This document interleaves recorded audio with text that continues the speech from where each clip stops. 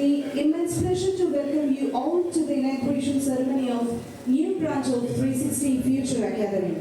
It's a space where culture meets, communication thrives, and the power of language opens door to the world. 2019 UK ആസ്ഥാനമാക്കി ആരംഭിച്ച 360 Medicare India, UK, UAE എന്നീ രാജ്യങ്ങളിൽ പ്രവർത്തിച്ചു വരുന്നു. International health care റിക്രൂട്ട്മെന്റിലൂടെ സാധാരണക്കാരുടെ സ്വപ്നങ്ങൾക്ക് ചിറകേകുക എന്ന വ്യക്തമായ ഉദ്ദേശത്തോടു കൂടി ആരംഭിച്ച 360 മെഡിക്കെയർ ഇന്ന് ലാംഗ്വേജ് അക്കാദമി വരെ എത്തി നിൽക്കുന്നു. 5000-ലധികം നഴ്സസിനെ ഈ കാലയളവിൽ വിവിധ രാജ്യങ്ങളിലേക്ക് ഫ്രീ ആയി റിക്രൂട്ട് ചെയ്ത് റിക്രൂട്ട്മെന്റ് മേഖലയിൽ തന്നെ വളരെ സക്സസ് ആയി നിൽക്കുന്ന ഈ ഒരു മൊമെന്റിൽ ഒരു പുതിയ ഇനിഷ്യേറ്റീവായി 360 ഇൻട്രൊഡ്യൂസ് ചെയ്തതാണ് 360 ഫ്യൂച്ചർ. 360 ഫ്യൂച്ചർ അക്കാദമിയുടെ പുതിയ ബ്രാഞ്ച് ഇന്നിവിടെ ഇനാഗുറേറ്റ് ചെയ്യപ്പെടുമ്പോൾ ഏറെ അഭിമാനത്തോടും സന്തോഷത്തോടും കൂടിയാണ് ഞാൻ ഇന്നിവിടെ നിങ്ങളുടെ മുന്നിൽ നിൽക്കുന്നത്. ആദ്യമായി തന്നെ ഈ ചടങ്ങിന്റെ അധ്യക്ഷ സ്ഥാനം അലങ്കരിക്കുന്ന ബഹുമാനപ്പെട്ട ബെന്നി മാടപ്പറമ്പിൽ അച്ഛനെ ഏറെ സ്നേഹത്തോടെ ഈ ചടങ്ങിലേക്ക് സ്വാഗതം ചെയ്യും. 360 മെഡിക്കെയറിന്റെയും 360 ഫ്യൂച്ചർ അക്കാദമിയുടെയും പ്രിൻസിപ്പൽ അഡ്വൈസർ ബഹുമാനപ്പെട്ട രമേശ് അയ്യർ സാറിനെ ഏറെ സ്നേഹത്തോടെ നിങ്ങളുടെ ഏവരുടെയും പേരിൽ ഈ ചടങ്ങിലേക്ക് സ്വാഗതം ചെയ്യുന്നു. അടുത്തതായി ഞങ്ങൾ സ്ഥാനം സ്വീകരിച്ച് ഇവിടെ ഈ ചടങ്ങിനെത്തി ആശംസ അർപ്പിക്കുന്ന തലയോലപ്പറമ്പ് പഞ്ചായത്ത് പ്രസിഡന്റ് ബഹുമാനപ്പെട്ട ഷിജി വിൻസൻ മാഡത്തിനെ ഏവരുടെയും പേരിൽ ഈ ചടങ്ങിലേക്ക് സ്വാഗതം ചെയ്യുന്നു. അടുത്തതായി ഞങ്ങൾ ക്ഷണം സ്വീകരിച്ച് ഇവിടെ എത്തിയിരിക്കുന്ന ബഹുമാനപ്പെട്ട സിസ്റ്റേഴ്സ്, ഫെഡിയച്ചൻ, ജനപ്രതിനിധികളായ വൈസ് പ്രസിഡന്റ് ലിസമ്മ ജോസഫ് മാമിനെയും മുൻ വൈസ് പ്രസിഡന്റ് അനി സലാമി സാറിനെയും ആരോഗ്യ സ്റ്റാൻഡിംഗ് കമ്മിറ്റി ചെയർമാൻ അഞ്ജു മാമിനെയും ഏറെ സ്നേഹത്തോടെ 360 മെഡിക്കെയർ അക്കാദമി ഭാഷാ പരിശീലന സ്ഥാപനം ഇവിടെ ആരംഭിക്കുമ്പോൾ എന്തുകൊണ്ട് ഈ 360 എന്നൊരു ചോദ്യം നമ്മുടെ മനസ്സിലുണ്ട്. എൻ്റെ ഔദ്യോഗിക ജീവിതം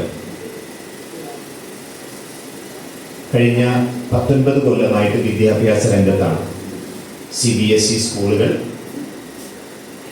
കോളേജുകൾ, സ്റ്റേറ്റ് സിലബസിൻ്റെ അവസാനം ഇവിടുത്തെ സ്കൂള്, ഇപ്പോൾ പ്രിൻസിപ്പലായും ഡയറക്ടറായും ഒക്കെ ഞാൻ ഈ വിദ്യാഭ്യാസ രംഗത്ത് പ്രവർത്തിച്ചു കഴിഞ്ഞപ്പോൾ ഒരുപാട് ഏജൻസി, ഒരുപാട് പുറത്തേക്ക് കുട്ടികളെ കൊണ്ടുപോകുന്ന സ്ഥാപനങ്ങളൊക്കെ ആയിട്ട് പരിചയപ്പെടാനിടയായിട്ടുണ്ട്.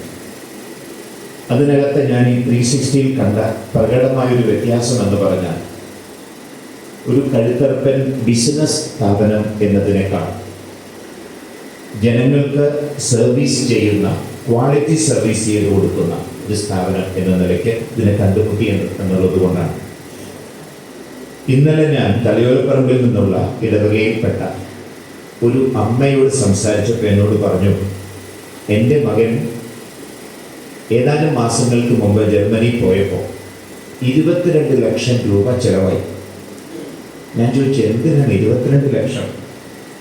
അത്രയും കാശ് വേണ്ടി വന്നു. ഇപ്പോൾ 360 ഫ്യൂച്ചർ അക്കാഡമിയിൽ പഠിച്ച് ജർമ്മനിക്ക് പോകുമ്പോൾ നഴ്സുമാരെ 0 ഫീസിൽ 1 രൂപ പോലും ചെലവില്ലാതെ അവിടെ എത്തിക്കും. ഹോസ്പിറ്റൽ പ്രോഗ്രാമിൽ ഇവരെ പഠിക്കുന്നവർക്ക് ജർമ്മൻ്റെ 4 ലെവൽ കഴിഞ്ഞ് B2 ലെവൽ എത്തിക്കഴിഞ്ഞാൽ അങ്ങോട്ട് പ്ലേസ് ചെയ്യാൻ ഈ കോഴ്സിൻ്റെ ഫീസും പോകാനുള്ള വളരെ മിനിമം എക്സ്പെൻസിൽ അവിടെ എത്താൻ പറ്റും. ഇത് പല ഇടത്തും കിട്ടാതെ പോകുന്ന ഒരു സൗഭാഗ്യമാണ്. അതുകൊണ്ട് തന്നെയാണ് തലയോലപ്പറമ്പിൽ ഇത് വന്നാൽ ഇവിടെയുള്ള സാധാരണക്കാർക്ക് പഠിക്കാൻ മിടുക്കരായ, വിദേശത്ത് പോയി ജോലി ചെയ്യാനും പഠിക്കാനും താല്പര്യമുള്ള നമ്മുടെ മക്കൾക്ക് ഉപകാരപ്പെടും എന്നത് കണ്ടതുകൊണ്ടാണ് തലയോലപ്പറമ്പിന് വേണ്ട സൗകര്യം ഒരുക്കി കൊടുക്കാനായിട്ട് ഞങ്ങൾ തീരുമാനിച്ചത്.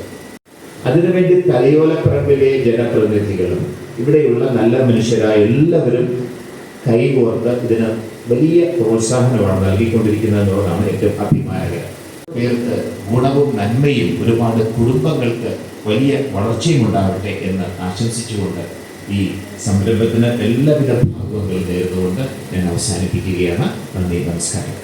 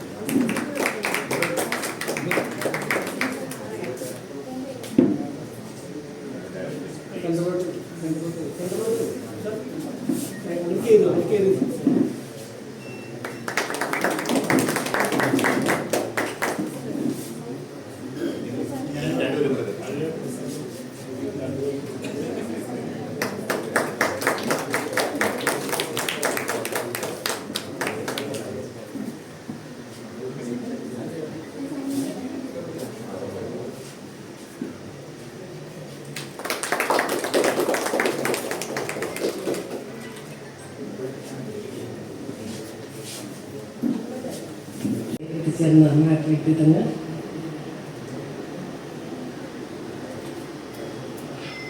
ഈ പ്രോഗ്രാം കണ്ടക്ട് ചെയ്യുന്ന ഫ്യൂച്ചർ അക്കാഡമിയുടെ ഡയറക്ടർമാർ ഉൾപ്പെടെയുള്ള മഹത് വ്യക്തിത്വങ്ങൾ, ഈ സ്ഥാപനത്തിലെ പുതിയ വിദ്യാർത്ഥികളായി എത്തിച്ചേർന്ന പ്രിയപ്പെട്ട കുട്ടികളെ, മാതാപിതാക്കളെ, സഹോദരി സഹോദരന്മാരെ, സുഹൃത്തുക്കളെ.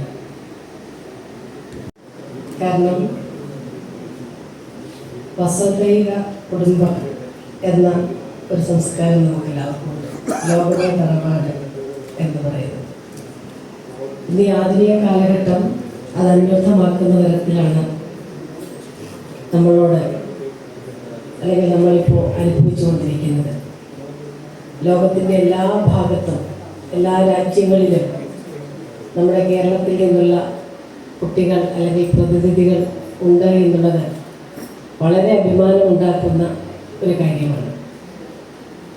മുൻകാലങ്ങളിൽ ഗൾഫ് രാജ്യങ്ങളിലേക്കാണ് അവരുടെ ജോലിയും അല്ലെങ്കിൽ ജീവിതത്തിൻ്റെ മേച്ചിൽപ്പുറങ്ങൾ തേടി കേരളത്തിൽ നിന്നുള്ളവർ അല്ലെങ്കിൽ ഇന്ത്യയിൽ നിന്നുള്ളവരൊക്കെ കൂടുതലായി പോയിരുന്നത് എങ്കിൽ ഇന്നതിൽ നിന്നെല്ലാം വ്യത്യസ്തമായി യൂറോപ്യൻ കൺട്രിയിലേക്കും സ്കാൻഡിനേവിയൻ രാജ്യങ്ങളിലേക്കുമെല്ലാം ഒട്ടേറെ ഉദ്യോഗാർത്ഥികൾ, വിദ്യാർത്ഥികൾ ഒക്കെ പോകുന്ന ഒരു ആധുനിക കാലഘട്ടത്തിലാണ് നമ്മളെല്ലാവരും ജീവിക്കുന്നത്.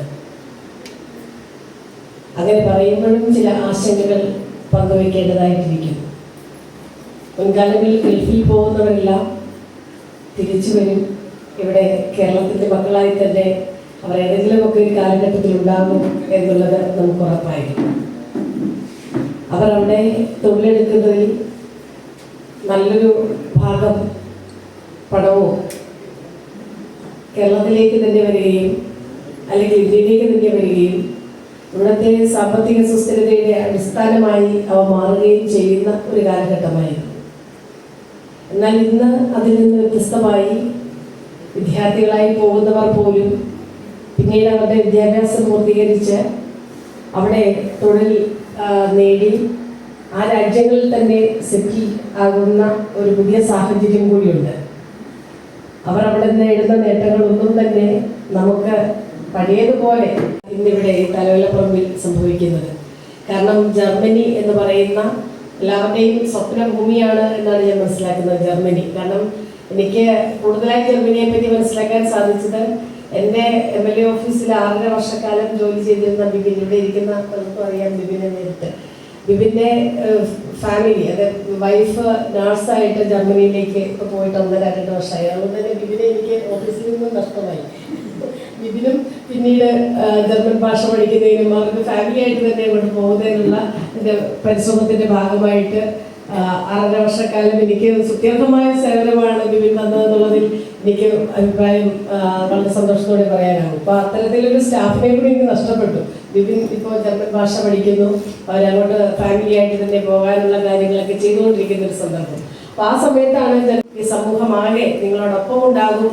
ഈ നാട്ടിൽ നിന്ന് ഏറ്റവും നല്ല മക്കളായി നമ്മുടെ നാടിൻ്റെ ആ ഒരു സംസ്കാരം അല്ലെങ്കിൽ അതിൻ്റെ ഒരു കരുതൽ ഈ ലോകത്താകെ പരത്തുന്നതിന് നിങ്ങൾക്ക് എല്ലാവർക്കും ഈ സ്ഥാപനത്തിൽ നിന്ന് പഠിച്ചിറങ്ങുന്നത് വഴി സാധ്യമാകട്ടെ എന്ന് ആശംസിച്ചുകൊണ്ട് ഈ സ്ഥാപനത്തിനും എല്ലാവിധ ആശംസകൾ അറിയിച്ചുകൊണ്ട് ഇത്തരത്തിലൊരു സ്ഥാപനം ഈ നമ്മുടെ തലവലപ്പറമ്പിൽ തുടങ്ങുന്നതിന് മുൻകൈ എടുത്ത ഫാദറിനെയും സുഭാഷേട്ടനെയും ഉൾപ്പെടെ പഞ്ചായത്ത്, ഒപ്പം തന്നെ 360യുടെ ഡയറക്ടർമാർ ഉൾപ്പെടെയുള്ള എല്ലാവരോടുമുള്ള നന്ദി ഈ നാടിന് വേണ്ടി അറിയിച്ചുകൊണ്ട് ഈ സ്ഥാപനങ്ങളുടെ ഉദ്ഘാടനം ചെയ്ത 360 ഫ്യൂച്ചർ അക്കാഡമി വളരെ സന്തോഷപൂർവ്വം ഉദ്ഘാടനം ചെയ്തതായി അറിയിച്ചുകൊണ്ട് നിർത്തുന്നു. നന്ദി. എനിക്കറിയില്ല. മൂന്നാമത് എൻ്റെ പ്രിയ സുഹൃത്ത്, കേരളത്തിൽ ഏറ്റവും കൂടുതൽ വാല്യൂ ഉള്ള സ്റ്റാമ്പുകളുടെയും നാണയങ്ങളുടെയും കരുതലുള്ള, കോടിക്കണക്കിന് രൂപയുടെ കരുതലുള്ള, വളരെ എളിയവനായ, വലിയൊരു മനസ്സിന് ഉടമസ്ഥനായ ടോം വടക്കുമൂല എന്ന അദ്ദേഹത്തിൻ്റെ സ്ഥലവും കൂടെയാണ്. ഒരു പക്ഷേ നിങ്ങൾക്ക് അല്പം അതറിയാൻ സാധ്യതയുണ്ട്. പല പ്രാവശ്യം ഞാൻ ഇവിടെ ടോം വടക്കുമൂലയെ കാണാൻ, ശേഖരം കാണാനല്ല ഞാൻ വന്നിട്ടുള്ളത്, മറിച്ച് അദ്ദേഹം ആ വലിയ മനുഷ്യനെ കാണാനുള്ളത്.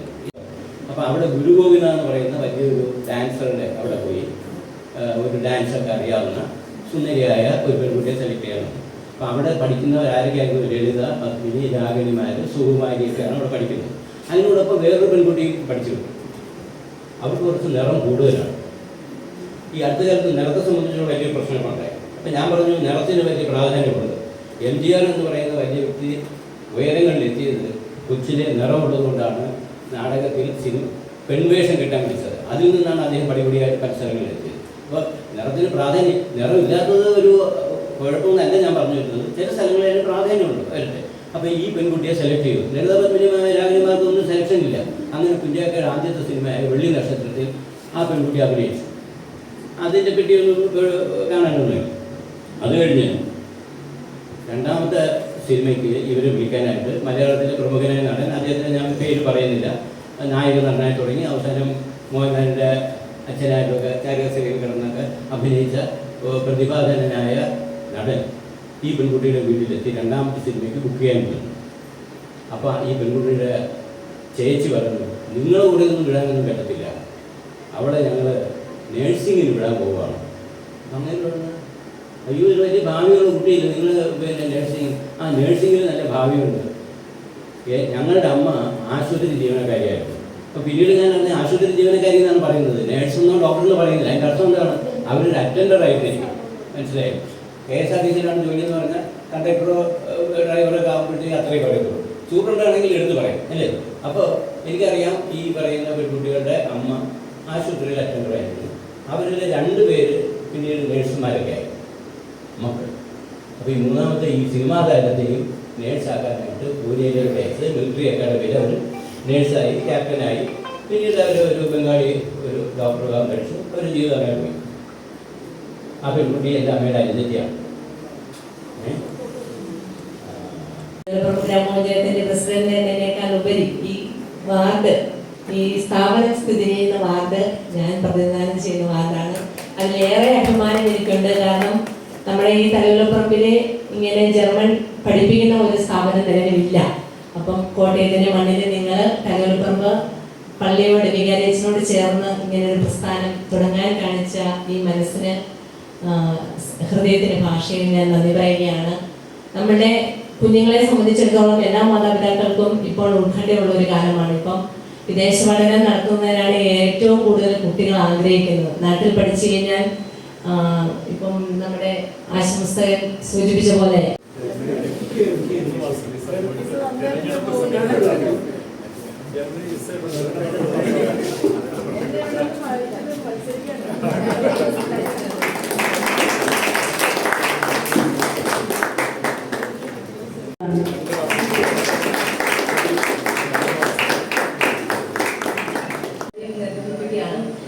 ആദ്യമായിട്ട് ഇവിടെ നമുക്ക് മുഖ്യ അതിഥിയായി എത്തിയ വൈക്കം MLA ആശ മാമിന് ഞാൻ ആദ്യമേ വിഷയിക്കുകയാണ്. ആൻഡ് അതുപോലെ തന്നെ നന്ദി അർപ്പിക്കുന്നു. അടുത്തതായി നമ്മുടെ ഈ ചടങ്ങിൽ, ഈ ഉദ്ഘാടന ചടങ്ങിൽ അധ്യക്ഷത വഹിച്ച നമ്മുടെ എല്ലാം പ്രിയങ്കരനായ അച്ഛൻ നമുക്ക് ഒരുപാട് സപ്പോർട്ടുകൾ ചെയ്തു തന്നിട്ടുണ്ട്. ഞാൻ ആദ്യം മുതലേ കേൾക്കുന്നുണ്ടായിരുന്നു അച്ഛനെ പറ്റി. എന്നിരുന്നാലും ഇന്നാണ് ആദ്യമായിട്ട് കാണുന്നത്. അച്ഛനും ഞാൻ ഒരുപാട് നന്ദി അർപ്പിക്കുന്നു. കാരണം അച്ഛൻ ഒരുപാട് സപ്പോർട്ടും കരുതലും അനുഗ്രഹങ്ങളും നമുക്ക് നൽകിയിട്ടുണ്ട്. അതുപോലെ തന്നെ ആദ്യമായി വന്ന ദിവസം വളരെ വിഭവ സമൃദ്ധമായ ഭക്ഷണവും കാര്യങ്ങളും ഒക്കെ അങ്ങ് ഒന്നാമത്തെ ദിവസം മുതൽ ഇവിടെ അറേഞ്ച് ചെയ്തു തന്ന അച്ഛന് ഒരുപാട് നന്ദിയുണ്ട്. ആൻഡ് ഈ അങ്ങോട്ടേക്കുള്ള സപ്പോർട്ടിനും ഒരുപാട് നന്ദിയുണ്ട്. ആൻഡ് അടുത്തതായിട്ട് നമുക്ക് ആശംസ അർപ്പിച്ച രമേശ് അയ്യർ സാറിന്. രമേശ് അയ്യർ സാർ എന്ന് പറയുന്നത് നമ്മൾക്ക് പ്രിൻസിപ്പൽ അഡ്വൈസറും അതുപോലെ തന്നെ ഗവൺമെന്റ് ഓഫ് കേരളയുടെ ജോയിന്റ് സെക്രട്ടറിയായി നിർമ്മിച്ച മഹത് വ്യക്തിയുമാണ്. അതുപോലെ തന്നെ നമുക്ക് ഒരുപാട് നല്ല കഥകൾ ചെറുതായി വളരെ ഷോർട്ടായി പറഞ്ഞു തരികയും ചെയ്തു. ആൻഡ് സാറിനും നന്ദി അർപ്പിക്കുന്നു. സാറിവിടെ ഇല്ല എന്നിരുന്നാലും നന്ദി അർപ്പിക്കുന്നു. അടുത്തതായി നമുക്ക് ആശംസ അർപ്പിച്ച പഞ്ചായത്ത് പ്രസിഡന്റ് ഷിജി വിൻസെന്റ് മാമിനും ഞാൻ നന്ദി അർപ്പിക്കുന്നു. അവരോടൊപ്പം എത്തിച്ചേർന്ന സുഭാഷ് ഏട്ടനും അതുപോലെ തന്നെ വൈസ് പ്രസിഡന്റ് ലിസമ്മ ജോസഫ് മാമിനും അതുപോലെ തന്നെ മുൻ വൈസ് പ്രസിഡന്റായ അനിൽ ചെല്ലരയ്ക്കൽ സോറി സാറിനും നന്ദി അർപ്പിക്കുന്നു. അതുപോലെ തന്നെ ആരോഗ്യ standing committee chairman Anju Unnikrishnan നന്ദി അർപ്പിക്കുന്നു. നമ്മുടെ അച്ഛനോടൊപ്പം തന്നെ മറ്റൊരു അച്ഛൻ ഫ്രെഡി അച്ഛനും അതുപോലെ തന്നെ സിസ്റ്റേഴ്സും എത്തിയിട്ടുണ്ടായിരുന്നു. അവർക്കും ഒരുപാട് നന്ദിയുണ്ട്.